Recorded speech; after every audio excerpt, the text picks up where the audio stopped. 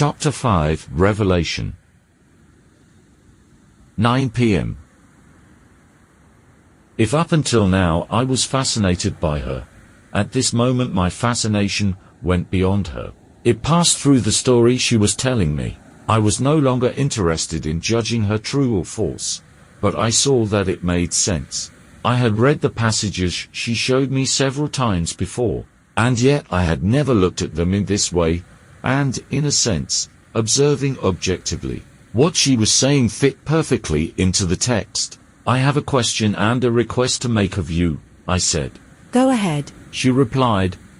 "First the question, nowhere in the texts you pointed out to me does your name appear. You pointed out incongruities to me, but your name isn't there. There's no Lilith. I've skimmed through how your existence came about here, but I'd like you to explain it in your own words." "Fair enough. All right, I'll tell you. In the entire Bible, my name only appeared once, in the book of Isaiah, in chapter 34, verse 14. But you don't need to look there, because the translations took care of making me disappear. You know, I don't want to excuse myself from answering you, nor will I, but we have time, and I'm bored. What do you say we go somewhere and continue the conversation later?" I was disappointed, and didn't pretend otherwise. She laughed. "Don't make that sulky face," she said. "We have all the time in the world. And who knows, something interesting might happen." I resigned myself.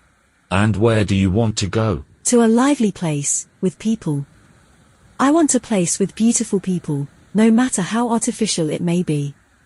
Let's go to Lisbon." "But that's over an hour away from here." "I know, but do you have anything else planned for tonight?" And off we went. The journey was quick. In what seemed like an instant, we were in Lisbon. All my attempts to resume the conversation were fruitless. She always diverted the conversation elsewhere, or interrupted me with some song that happened to be playing on the radio at the time. As we crossed the bridge over the Tagus River, we talked about where we would go, and we ended up deciding, by her choice and almost imposition, on one of the trendy spots in Lisbon's nightlife. I wasn't very fond of these environments, and I couldn't quite see the point of us being there. I kept my editorial commitments in mind and thought about the time I was wasting, while I brooded over all this in silence. She turned to me and said, "Relax. Enjoy it. You can't write without living, otherwise what would you write about? You have time, believe me." We chose a table, sat down, ordered drinks, and then she got up. "I feel like dancing," she said, and headed to the dance floor without waiting for me. I stayed seated. The rhythm of the dance music didn't match my personal tastes. I watched her in the midst of the crowded dance floor, bodies surrendering to the pounding beat. I drank and enjoyed the space and the people, the glamour, the women and men trying to appear more than they really were, the mini seduction games, the exchanges of glances, the display. I had grown tired of these games a long time ago.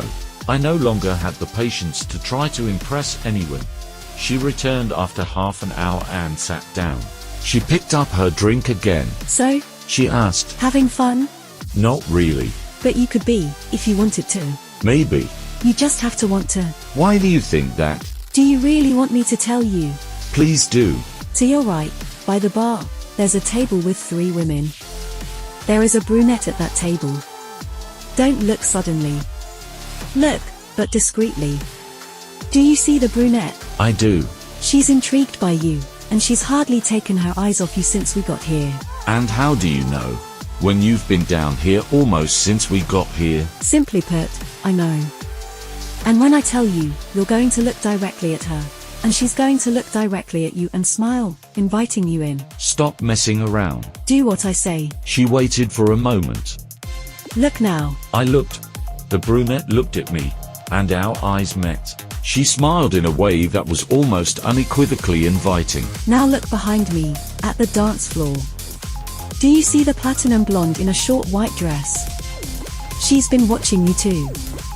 Look at her for a little while and see what happens." I did as she instructed. The blonde was there just as she said, and when I fixed my gaze on her, She looked at me, smiled, and danced in a somewhat more sensual way, as if inviting me to join her. See? You're not having fun just because you don't want to. There's more out there, but then you might start getting full of yourself. Stop it, I told her. Coincidences. You know, there are no coincidences in the world. And I brought you here for a reason. Which is? I could tell you 1,000 things to describe who I am, but sometimes it's simpler to show you. And I know that if I show you, you'll pay more attention to what I have to say. The question is, are you curious enough to want me to show you? The truth was, even if I wasn't before, at this moment my curiosity was piqued. I am. Alright, very well, then. There are hundreds of people here. I could tell you to choose anyone. But to make everything even more difficult, I'm going to tell you to choose a woman. But be careful, I want you to choose one who obviously likes men, who is with one and being admired by several others. Choose carefully. I let my gaze wander around the room in search of someone who fit the profile she had requested. There were a few, but one in particular caught my eye, a magnificent redhead, beautiful, voluptuous, embraced by a man who really stood out, full of class and charm.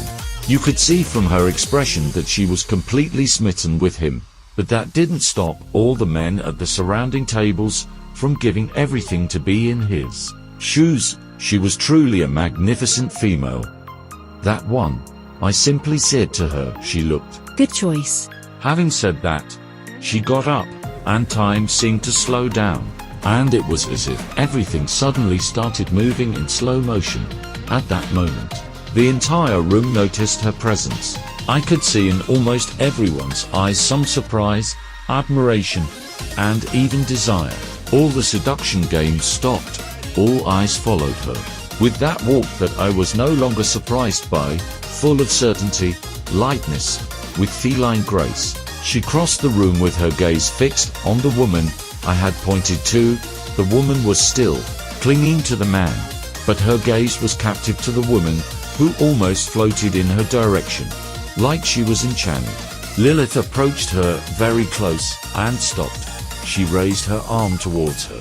The woman let go of the man she was with, surrendered into Lilith's arms, as if she was someone she had always sought. They embraced, their mouths met in a kiss, and time seemed to slow down even more.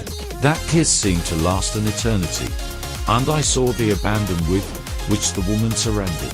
When the kiss ended, Lilith let her go, turned her back on her, and began to walk back. The woman made an expression of pain, as if she had been hurt in some way. She cried out with a tone of despair.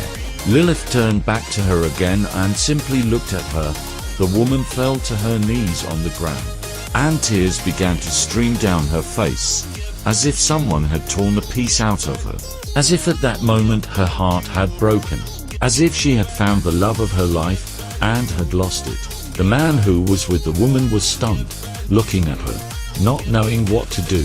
Lilith moved away with the same confident step, back in my direction. Let's go. We've done everything we needed to do here, she said when she reached me. I followed her, completely stunned by what I had witnessed. Time returned to normal.